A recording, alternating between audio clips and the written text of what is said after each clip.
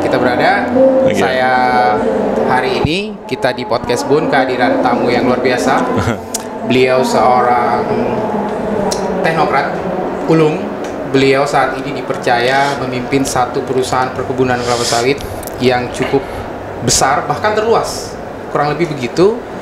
Bapak Jatmiko. Beliau adalah Direktur Utama PT Perkebunan Nusantara 4 atau yang biasa kita sebut dengan PAMKO. Apa kabar Pak Jatmiko? Baik Pak Mula. Sehat ya Pak? Sehat, alhamdulillah. Bapak, tadi kita lihat di acara Perkebunan Indonesia Expo ini, PTPN itu merupakan salah satu yang bisa kita jadikan role model sebetulnya. Karena tidak hanya ada aspek histori, tapi juga bisa kita klaim. Tadi juga sudah di-announce tadi kita di pembukaan acara oleh Pak Wakil Menteri bahwa PTPN 4 ini merupakan perusahaan terluas ya. Betul. Terluas di dunia. Betul itu Pak ya? Iya, betul. Oke.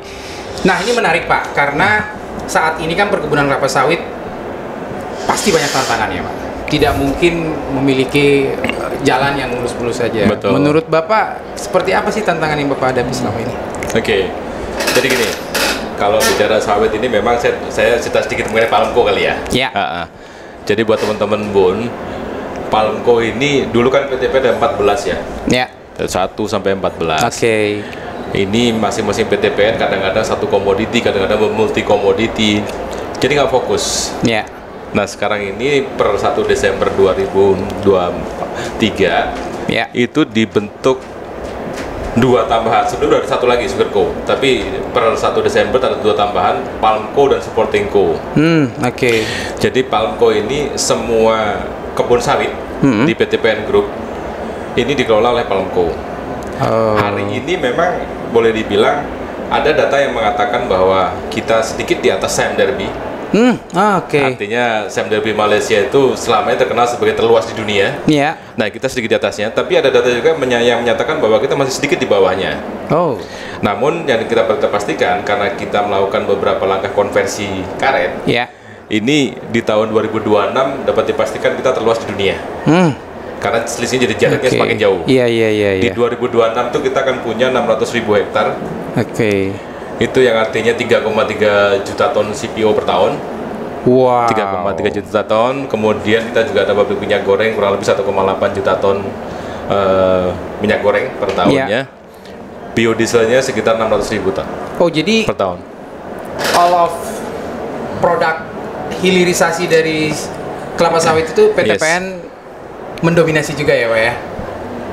PTPN begini, posisinya selama ini PTPN ini hanya di upstream, CPO dan juga di PSR. Di 2 itu kan yang kekuatan utama PTPN selama ini seperti itu. Nah dengan digabungnya menjadi PAMKO, ini memang diharapkan dan ditargetkan oleh pemerintah sebagai pengusaha saham kami untuk kita semuanya masuk downstream nih. Kita baru punya midstream, baru minyak goreng, 2 minyak goreng ada di Sumatera Utara. Tapi kan harus tidak boleh berhenti di situ, harus masuk ke oleochemicalnya. Gitu sih. Saya tertarik tuh Pak Jatmiko bahwa ada orientasi yang lebih jauh dari aspek PTPN. Apakah itu memang strategi atau ada tuntutan? Ini sejalan dengan strategi.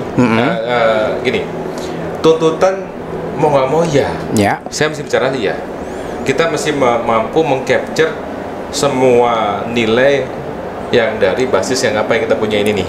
Selama ini kita cuma mengcapture nilainya dari yang atas saja nih. Padahal sebetulnya kalau kita bergerak ke bawah, ini masih banyak nilai yang bisa kita capture lagi. Value added. Value creation istilahnya. Kita mesti meng-create value dari apa yang kita punya. Kan PTPN sendiri sudah diberikan amanah oleh pemerintah, bahkan di luar sawit total itu ada sama sawit sekitar 1 juta hektar. 1 juta hektar. 1,1 juta hektar. 600.000-nya sawit. Nah ini kan tugas kami untuk memastikan bahwa dari 1 juta ataupun 600.000 ini best value-nya yang kita mesti dapat semuanya. Makanya kita jalan sana.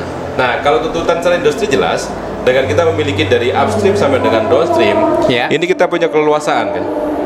Punya keluasaan pada saat harga margin di sini turun, naikin di sana dan sebagainya. Jadi semacam subsidi silang. Lebih ke pengaturan harga aja supaya kita bisa mampu paling optimal mana nih posisinya. Oke. Gitu. Pak Jatmiko, saya tertarik nih. Kita bedah satu-satu, Pak. Ya. Upstream. Yes. Selama ini kan memang kalau kita lihat orientasi dari bisnisnya perkebunan Nusantara itu kan memang upstream. Ya. Kan kalau kita lihat dari sisi histori kan ini sudah puluhan tahun. Tentu kan dari aspek produksi kalau kita lihat sirkulasinya kan pasti akan ada penurunan. Nah, ini apa kira-kira yang akan dilakukan oleh PT PN Group? Oke. Yang pertama, hari ini Palmco, saya terbuka nih. Palmco ini terjadi disparitas. Oh, oke. Jadi ada 200.000 hektar dari 600.000 tadi. Ini yang protasnya boleh dibilang protas tertinggi di Indonesia. Oke. Artinya protas tertinggi di dunia karena sampai teman di dunia. Tapi sisanya 400.000 ini masih ada beberapa titik masih cukup rendah. Oh. Karena memang tadi dikelola oleh manajemen yang nggak fokuskan di satu. Nah, tugas kami yang langkah pertama nyamain dulu nih. Nyamain ini sambil paralel downstream jalan. Oke. Nah, untuk nyamain ini makanya kita dengan tertib menjaga replanting jelas ya. Iya. Replanting jelas, jalan terus. Dan ini alhamdulillah pendahulu kami pun sudah disiplin replanting. Sehingga makanya hari ini dari 600.000 tadi 200.000 hektar itu sudah menjadi protas tertinggi di Indonesia. Wow. Saya nggak perlu sebutin, nggak nyaman sebut satu-satu company tapi kita udah tinggi deh. Kurang lebih 1/4 berarti kan yang harus. Oke. Nah, ini menarik Pak karena kalau kita lihat tren angka, kami baca dari data dari Kementerian Pertanian bahwa ada penurunan produksi. Betul sekali. Nah, ini kira-kira kalau memang misalnya 200.000 itu bisa kita lakukan upaya tertentu melalui aksi korporasi dari Pak Dirut, apa nih kira-kira menyumbang berapa Pak untuk produksi nasional kita? Oke. 200.000 ini gini Pak Mula, Mas Mula, 200.000 ini memang posisinya kan seperti yang sampaikan tadi, ini kebetulan di utara Katulistiwa nih. Oke. Utara Katulistiwa. Ya. Kita tahu persis salah satu faktor utama penurunan produksi tahun kemarin. Itu ada El Nino. Oke. Dan kalau kita baca di selatan Katulistiwa, itu dampak terberatnya di sana. Di utaranya enggak. Nah, hari ini yang di utara ini menyumbang hampir sekitar 60% dari semua 65% produksi PTPN. Artinya itu angkanya 65 dikalikan sekitar 2,5 juta. 2,5 juta kita dapat. Disitulah angka kontribusi dari 200.000 ini. Oke. Itu posisinya. Oke. Gitu sih. Nah, kalau memang itu menjadi ancaman, tentu tidak kita lepas dari plasma.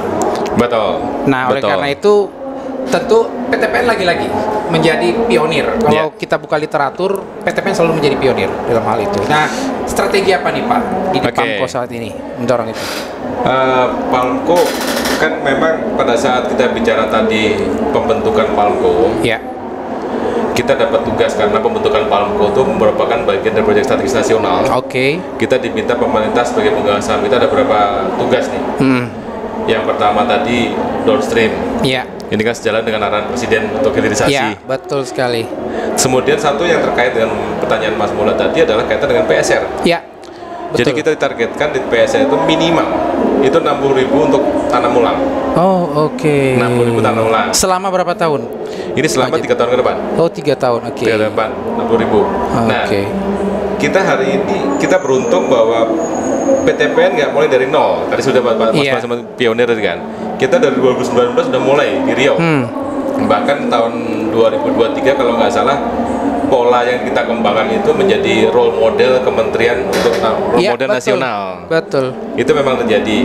Dan sampai hari ini lebih dari 10.000 yang sudah kita bantu tanam ulang. Sebetulnya sederhana aja. Kita cuma ada beberapa program ya. Yang pertama single manajemen jelas. Single manajemen, apalagi pada saat dulu ketentuan 60 juta belum keluar kan. Petani membutuhkan dana pendamping. Nah, di situ kita berperan sangat kuat. Nah, hari ini setelah 60 juta, peran kita pun masih banyak juga. Selain juga kita masih menawarkan single management, juga kita menjual bibit, Pak. Jadi mungkin kepada rakyat maksudnya, Pak? Kepada siapapun. Artinya dulu pertama kali kita meluncurkan di 2020 ini orang pada ragu-ragu nih. Ini jangan-jangan cuma buat mitra. Saya sampaikan enggak. Ini non mitra pun boleh ngambil, boleh beli. Karena kita sangat concern, kami di PTPN sangat concern dengan peredaran bibit legitim yang ada di petani. Kasihan sekali kan. Kalau kita lihat saat waktu kami di Riau, itu kan peredaran bibit itu kan sangat masif. Ini harus kita perangi bersama-sama. Kita bicara PSR, bicara program pemerintah memberikan subsidi, memberikan hibah, tapi kalau bibitnya nggak bener, wah ini kacau. Makanya kita udah mulai sampai hari ini sekitar 2,5 juta bibit sudah kita jual pada petani. Dan petani nggak harus mitra, nggak harus mitra. Bahkan tahun lalu saya diundang karena banyaknya di Riau. Saya diundang ke Sumatera Barat karena mereka sudah panen perdana dengan bibit kita. Dan panen perdananya lebih cepat dan produksi lebih tinggi dibanding yang bibit yang lainnya yang mereka punya.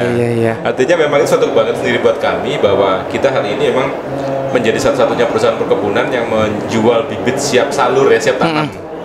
Gitu. Siap tanam. Jadi tidak dalam bentuk kecambah ya? Kita kembangin karena kan dari kecambah menuju siap tanam itu kan perlu technical sendiri juga. Betul. Kalau nggak hati-hati kan juga bisa jelek juga.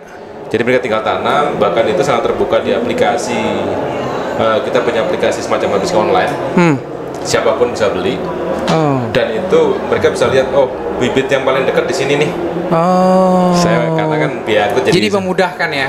Betul. Jadi sobatku, ternyata kalau kita menyimpulkan PAMCO ini tidak hanya orientasi bisnis tapi juga ada kontribusinya terhadap perkebunan rakyat. Ini menarik ini Pak Jatmiko. Saya dalami lagi ya Pak. Bapak tadi bilang katakan ada target 60.000. Bahkan kalau kita bagi per tahun dalam 3 tahun kan kurang lebih 20.000. Ini make sense nggak menurut Pak Dirut? Make sense. Make sense ya? Make sense. Hari ini, tahun ini kan kita targetkan oleh pemegang saham sekitar 12.000 untuk Rekomtek. Sampai level Rekomtek ya. Saya cek kemarin itu angkanya sudah sampai dengan angka 10.000. Jadi insya Allah 2.000 sih bukan sebuah isu buat tahun ini. Bahkan teman-teman di yang menangani PSR, Pak tahun ini mungkin bisa kita lebihkan lagi. Terus saja, makin cepat makin bagus saya bilang. Dan juga yang menariknya Mas Mula, hasilnya. Jadi sangat terlihat bahwa saya pernah beberapa kali di beberapa acara menyampaikan petani-petani yang bermitra sama kami, itu hari ini protasnya sudah di atas standar nasional. Jadi mereka protasnya itu ada di sekarang berapa Pak? Kalau sekarang ini ada sampai dengan 28 ton per hektar. 28 ton ada TBS 28, ada yang masih di 2 tergantung tahun tanamnya ya. Tergantung tanamnya. Tapi konteksnya adalah mereka dari semua standar nasional yang ada per tahun tanam, mereka di atasnya. Bahkan ada beberapa KUD yang saya cek dari akhir tahun kemarin, satu KUD punya saldo kas sampai dengan 10 miliar, 12 miliar, satu KUD ya. Artinya kan mereka mampu bermitra dengan kita tuh menjadi satu hal yang menarik buat mereka. Gitu sih. Nah, sobat perkebunan, jadi ini kok makin menarik ya. Artinya ada satu usaha begitu perkebunan kelapa sawit ini yang kalau dilakukan secara manageable, yang secara kultur teknis memiliki potensi yang sangat baik. Tapi kok Pak Jatmiko, saya tuh merasa bahwa segala sesuatu itu pasti adalah hambatan, tantangan. Nah, itu kalau kita lihat data juga, Pak, PSR selalu dimasukkan bahwa tidak pernah mencapai target. Kira-kira apa sih Pak yang menjadi kendala utama? PSR ini memang yang pertama dulu ya. Pertama adalah petani sendiri kadang-kadang memang yang dulu tergabung sama satu KUD, ini sekarang udah bubar. Udah individu. Jadi di Riau kita satukan dulu. Udah gitu berikutnya apa permasalahannya? Status lahan mereka. Status lahan. Jadi seperti hari ini di Riau itu ada 3.500 hektar yang SHM. Tapi kemudian menjadi kawasan hutan. Nah ini kan PR kita juga nih. Sehingga kasihan juga satu KUD dalam satu hamparan yang ini sudah dapat dana BPDPKS dan sudah masuk ke TBM 2, yang sini nggak bisa ngapa-ngapain karena dana BPDPKS turun. Nah ini kan harus ada solusi, itu satu hal. Yang kedua memang teman-teman petani tidak memiliki pemahaman yang clear bagaimana mengurus rekomtek, bagaimana. Jadi kadang-kadang seperti contoh nih, Sukovindo udah datang, yang nungguin di situ bukan petaninya, jadi dibilang nama ini diri ini, tapi salah lagi. Makanya di sini kita selain itu juga kita membantu teman-teman untuk ayo sama-sama kita bantu dari rekomteknya. Iya. Pak, ini kan pemirsa kita banyak dari sobat kebun. Mungkin ada hal yang barangkali yang penyampaian tadi kita diskusi itu belum betul-betul sampai ke mereka. Kami minta satu closing statement. Baik, Pak. Terima kasih. Teman-teman perkebunan, jangan pernah berhenti, jangan pernah padam semangatnya. Perkebunan ini betul-betul menjadi kekayaan Indonesia dalam kita mencapai ketahanan pangan dan energi. Tuh. Kemudian spesifik bicara sawit. Ya. Kebetulan bidang saya sawit. Kenapa kita nggak bisa jadikan sawit itu sebagai anugerah betul-betul dari Tuhan, dari Allah Subhanahu Wa Taala, dan kita jaga benar. Kita sebarkan opini yang real mengenai sawit seperti apa, dan kita manfaatkan. Kalau bicara ketahanan energi, saya sangat setuju dengan yang disampaikan Presiden, kemudian disampaikan Pak Erick Thohir, Pak Mental sendiri sudah bicara juga. Terakhir kemarin Pak Luhut.